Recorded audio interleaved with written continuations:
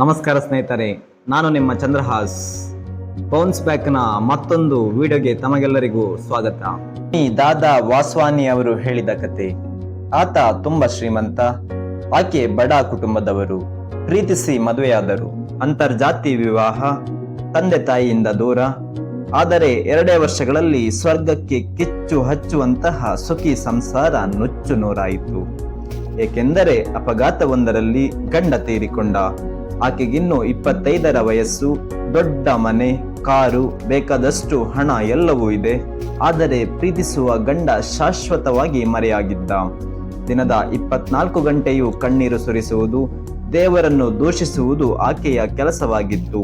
ಹೊರಗೆಲ್ಲೂ ಹೋಗುತ್ತಿರಲಿಲ್ಲ. ಮನೆಯ ಕಿಟಕಿ ಬಾಗಿಲುಗಳನ್ನು ತೆರೆಯುತ್ತಿರಲಿಲ್ಲ. ಮುಂದೇನು ಮಾಡಬೇಕೆಂದು ಗೊತ್ತಿಲ್ಲ. ಹೀಗೆಯೇ 1 ವರ್ಷ ಕಳೆಯಿತು. ಒಂದು ದಿನ ಮಧ್ಯಾಹ್ನ 12 ಗಂಟೆ ಸಮಯದಲ್ಲಿ ಯಾರೋ ಬಾಗಿಲು ತಟ್ಟಿದರು. ಆಕೆ ಬಾಗಿಲು ತೆರೆದಾಗ ಪುಟ್ಟ ವಯಸ್ಸಿನ ಅಣ್ಣ ತಂಗಿ ನಿಂತಿದ್ದರು.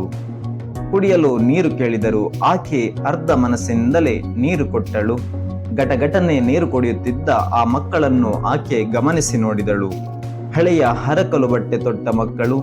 ಶಾಲೆಗೇಕೆ ಹೋಗಿಲ್ಲ ಎಂದು ಕೇಳಿದಾಗ ಆ ಮಕ್ಕಳು ತಾವು ಹತ್ತಿರದ ಕೊಳಚೆ ಪ್ರದೇಶದವರು, ತಂದೆ ದಿನಗೂಲಿ ಕಾರ್ಮಿಕ, ಶಾಲೆಯ ಫೀಸ್ ಕಟ್ಟದಿದ್ದರಿಂದ ಇಬ್ಬರನ್ನು ಶಾಲೆಯಿಂದ ವಾಪಸ್ ಕಳಿಸಿದ್ದಾರೆ ಎಂದು ಹೇಳಿದರು. ಇವೆಲ್ಲವನ್ನು ಕೇಳಿದ ಆಕೆಗೆ ಏನನಿಸಿತೋ ಏನೋ. ಸುಮಾರು ದಿನಗಳಿಂದ ಹೊರಕ್ಕೆ ಹೋಗದಿದ್ದ ಆಕೆ ಕಾರನ್ನು ತೆಗೆದು ಆ ಮಕ್ಕಳನ್ನು ಕೂರಿಸಿಕೊಂಡು ಅವರ ಶಾಲೆಗೆ ಹೋದಳು. ಆ ಮಕ್ಕಳ 1 ವರ್ಷದ ಫೀಸನ್ನು ತುಂಬಿದಳು.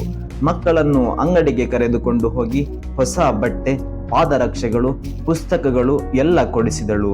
ತಿಂಡಿಯನ್ನು ಕೊಡಿಸಿದಳು. ಮಕ್ಕಳಿಗೆ ಆನಂದವೋ ಆನಂದ. ನಂತರ ಅವರನ್ನು ಅವರ ಮನೆಯ ಹತ್ತಿರ ಬಿಟ್ಟು ಚೆನ್ನಾಗಿ ಓದಿಕೊಳ್ಳಿ, ನಿಮಗೇನಾದರೂ ಸಹಾಯ ಬೇಕಿದ್ದರೆ ಬಂದು ಕೇಳಿ ಎಂದು ಹೇಳಿ ಮನೆಗೆ ಮರಳಿದಾಗ ಸಂಜೆ 5 ಗಂಟೆ ಆಗಿತ್ತು. ಆಕೆಯ 1200 ರೂಪಾಯಿ ಖರ್ಚಾಗಿತ್ತು. ಆದರೆ ಮನಸ್ಸು ನಿರಾಳವಾಗಿತ್ತು. ಆಕೆಗೆ ಆಶ್ಚರ್ಯವಾದ ವಿಷಯವೆಂದರೆ ಈ 5 ಗಂಟೆಗಳ ಕಾಲ ಆಕೆ ಅತ್ತಿರಲಿಲ್ಲ. ತನ್ನ ನೋವನ್ನು ಸಂಪೂರ್ಣ ಮರೆತಿದ್ದಳು. ಸ್ವಲ್ಪ ಹಣ ಖರ್ಚಾದರೂ ಚಿಂತೆ ಇಲ್ಲ, ಬೇರೆಯವರ ನೋವು ನಿವಾರಣೆ ಮಾಡುವುದಾದರೆ ನಮ್ಮ ನೋವು ಮರೆಯಬಹುದು ಎಂಬುದು ಆಕೆಗೆ ಅರ್ಥವಾಗಿತ್ತು. ಬೇಕಾದಷ್ಟು ಹಣ ಇದ್ದ ಆಕೆ ಅಂದಿನಿಂದ ತನ್ನ ಜೀವನ ಶೈಲಿ ಬದಲಿಸಿಕೊಂಡಳು. ಬಡ ಅನಾಥ ಮಕ್ಕಳಿಗೆ ಸಹಾಯ ಮಾಡಲು ಪುಟ್ಟ ಸಂಸ್ಥೆಯೊಂದನ್ನು ಸ್ಥಾಪಿಸಿದಳು. ತನ್ನ ಮುಂದಿನ ವರ್ಷಗಳನ್ನು ಸೇವೆ ಮಾಡುತ್ತಾ ಸಾರ್ಥಕ ಜೀವನ ನಡೆಸಿದಳು.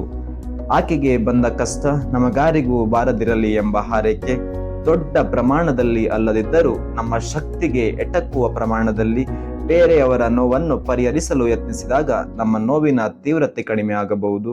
ಬೇರೆಯವರ ಕಣ್ಣೀರು ಒರೆಸಿದಾಗ ನಮ್ಮ ಕಣ್ಣೀರು ಅಳಸಿ ಹೋಗಬಹುದು. ನೋವೇ ಇಲ್ಲದ ಪುಣ್ಯವಂತರು ನಾವಾಗಿದ್ದರೆ ನಮ್ಮ ನಲಿವನ್ನೇ ಹಂಚಿಕೊಳ್ಳಬಹುದು.